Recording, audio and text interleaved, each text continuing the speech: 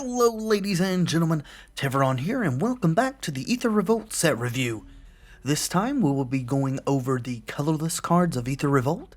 Just as a reminder, these are my opinions and raw card evaluations, having never actually played with the cards before, and I am very likely to be wrong on at least a few of them. If you would like to check out the previous reviews, just click the link in the description or the small pop-up in the upper right corner of the video, and it will take you to a handy-dandy playlist. And here we go. Aether Sphere Harvester. A 3-cost, 3/5 vehicle with flying. When Aether Sphere Harvester enters the battlefield, you get 2 energy counters. Pay an energy. Aether Sphere Harvester gains lifelink until end of turn. Crew cost 1. Very easy to crew. As easy as it gets, honestly. Makes energy. It's lifelink. Well, it can be lifelink. This vehicle is awesome. Trophy Mage is able to fetch it. It can block or attack through Smuggler's Copter, Stonewall's Heart of Kieran. I really don't know what else you could want in one card. Barricade Breaker. 7 mana for a 7/5 Juggernaut with Improvise. Barricade Breaker attacks each combat if able. Well, it's really big. There's no doubt about that. If there are enough artifacts worth playing that you can significantly reduce its cost, it could be worth an inclusion. I just don't feel like there are. Saram's expertise helps, but we can only run 2. Cogwork Assembler. 3 mana for a 2/3 assembly worker. Pay 7. Create a token that's a copy of target artifact. That token gains haste. Exile it at the beginning of the next end step. So, this is a fetchable target for Trophy Mage and for Self-Assembler, as it is an assembly worker. Could be a one-of in a deck looking to go long if there are things worth copying. There is also a neat trick with cards that say at the beginning of end step. With this one, if you copy something during your opponent's end step, the exile trigger won't trigger until your next end step, since the beginning of end step has already passed. Now 7 is a lot of mana to pay, but if you can spend it on your opponent's end step, leaving your mana free at all other times, I think it could be a thing. Maybe not a great thing, but a thing nonetheless.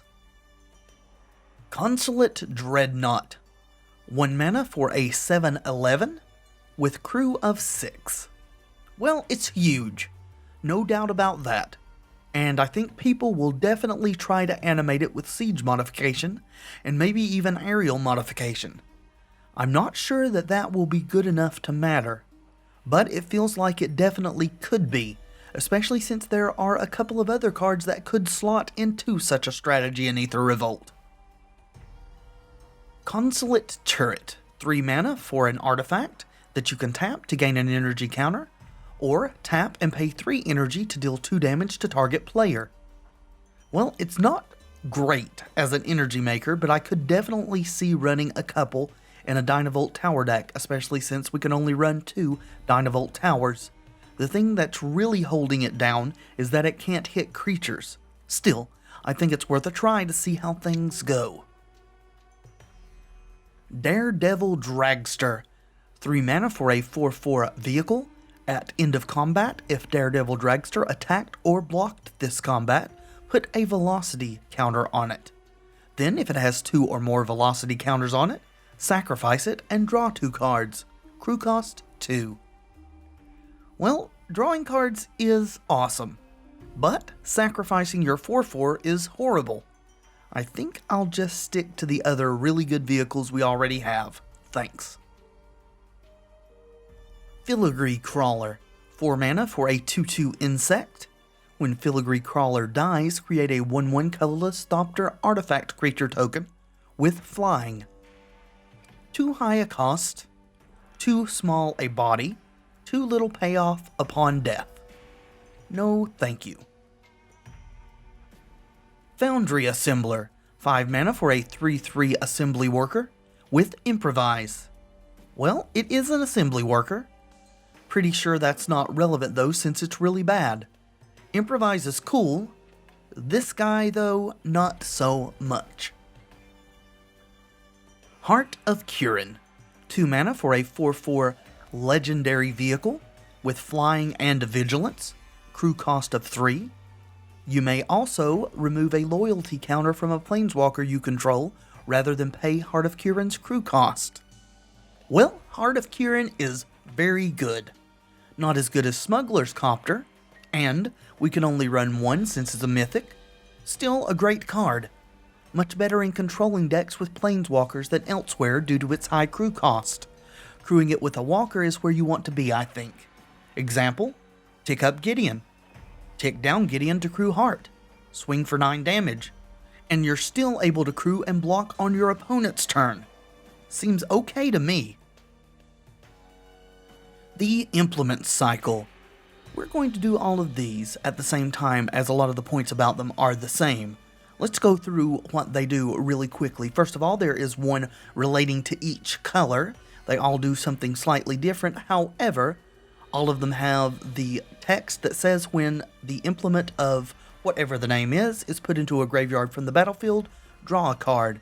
The red one is pay a red and sacrifice to deal 1 damage to target player. The blue one is pay a blue and sacrifice to draw a card, so it draws 2 cards. The green one is sacrifice it to put a +1/+1 counter on target creature, and you can only do that as a sorcery. The white one is sacrifice it to gain 2 life. And the black one is sacrifice it to force a player to discard a card, and only can do that as a sorcery too. So we've missed out on Prophetic Prism and Thraben Inspector. So I'm really happy we got this cycle. None of them are incredible, but all of them are decent, with the green and black ones probably being the best. They fuel Delirium and trigger Revolt, and since they all cantrip, then they replace themselves. The worst of the lot is almost certainly the blue one since it costs 3 mana to cast, but that does make it fetchable with Trophy Mage, so I can see it being played as maybe a one-of in any deck running the Mage. All in all, a very cool common artifact cycle. Iron Tread Crusher. 4 mana for a 6/6 vehicle with crew of 3. This is not the vehicle you are looking for. Play something better. More in depth? Casting cost is too high, crew cost is too high. All of these vehicles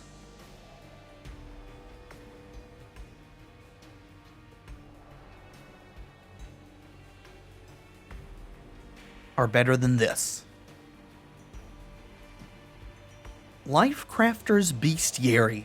3 mana for an artifact that, at the beginning of your upkeep, you get to scry 1. Whenever you cast a creature spell, you may pay a green. If you do, draw a card. So this card has a lot of very interesting implications in paper magic, like comboing with Cryptolith Rites and Paradox Engine, neither of which are in Duels, however, and also in older formats in Elves decks. In Duels, it's likely to just be a scryer and a reasonable card draw engine, which is fine. Also, a Trophy Mage target. Merchant's Dockhand. 1 mana for a 1/2 construct. You may pay 3 and a blue and tap it. Tap X untapped artifacts you control. Look at the top X cards of your library. Put one of them into your hand and the rest on the bottom of your library in any order. So a very powerful effect if you can build your deck to take advantage of it. It certainly helps out Metalwork Colossus. Not sure if it helps out enough though. And as it is a creature, and a creature with a very small body, it is also quite fragile. Still, something I'm interested to play around with. Mobile Garrison. 3 mana for a 3/4 vehicle. Whenever Mobile Garrison attacks, untap another target artifact or creature you control. Crew cost of 2. This is another vehicle that feels like it's just not good enough. Sure, it can untap the creature that crewed it, or a relevant artifact, but the creature still can't attack, as you must declare all attackers at the same time. We have enough vehicles to be choosy about what we run now, and as long as Renegade Freighter is around, the marginal ones are going to be relegated to the bench. Night Market Guard. 3 mana for a 3/1 construct. Night Market Guard can block an additional creature each combat. No thank you. Really, you can keep it. I'm fine, thanks. Peace Walker Colossus. 3 mana for a 6/6 vehicle. Pay 1 and a white. Another target vehicle you control becomes an artifact creature until end of turn. Crew cost of 4. So the crew cost is very high, however, remember Consulate Dreadnought? Also, if you happen to draw both of them, they can crew one another, as it says another target vehicle, and they're not legendary, which is very nice.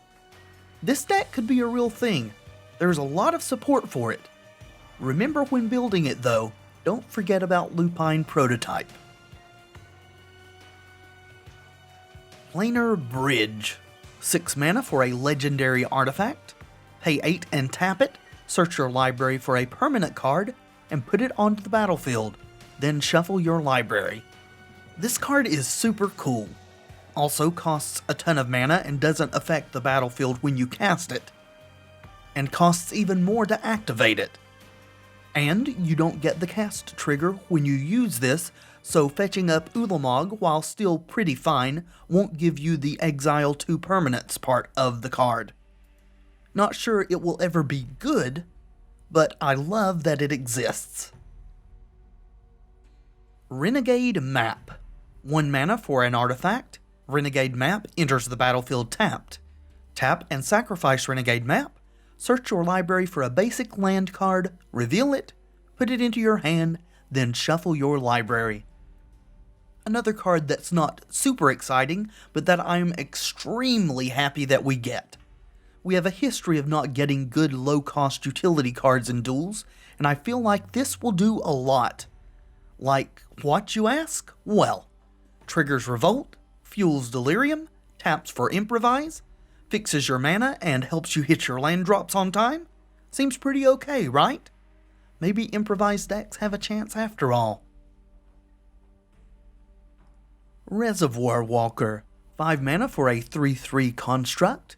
When Reservoir Walker enters the battlefield, you gain 3 life and get 3 energy counters. Feels like the mana cost is a bit high for what it gives you.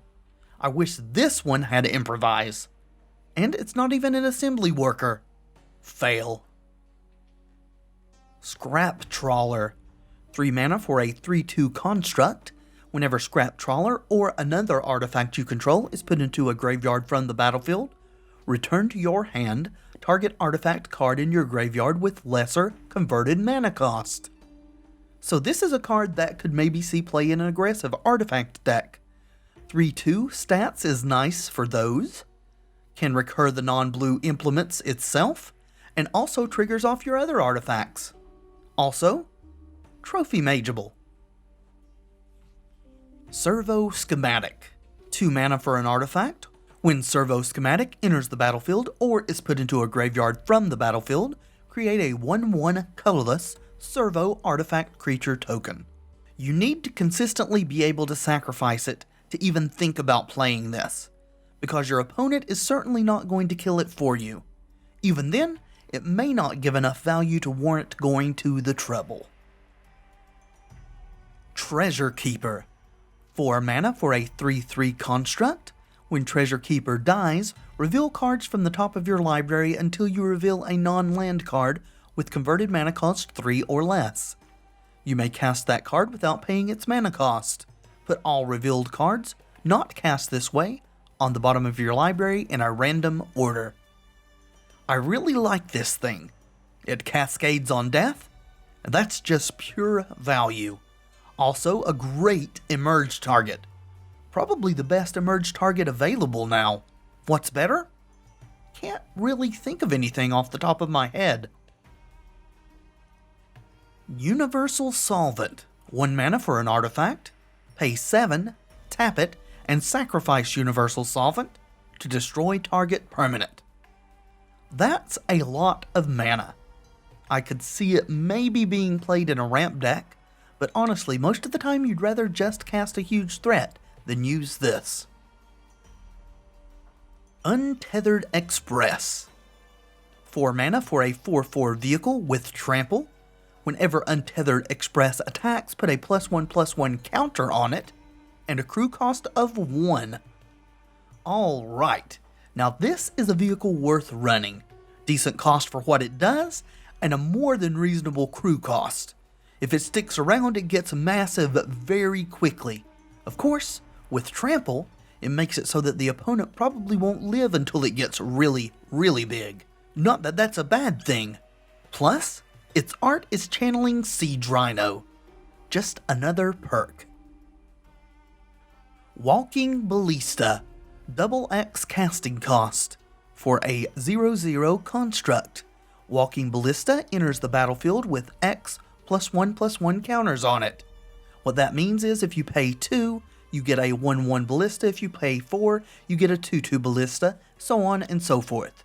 You may pay 4, put a +1/+1 counter on Walking Ballista, remove a +1/+1 counter from Walking Ballista. It deals 1 damage to target creature or player. Well, this is a card that is certainly reminiscent of Triskelion, and for the same amount of mana as Triskelion, you get the same stats. But you cast it like Hangerback Walker. A scalable Triskelion seems very strong, and I can see this being played in both control and ramp, maybe even mid-range.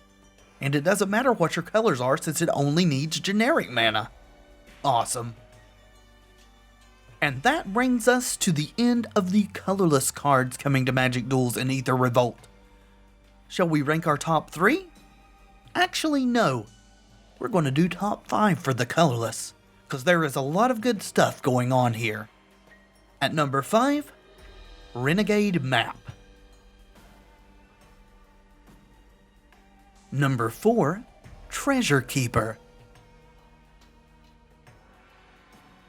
And coming in at number 3, Aether Sphere Harvester.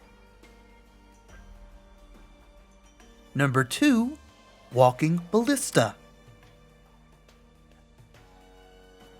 And at number 1, Heart of Kirin. So what were your favorites from the colorless cards?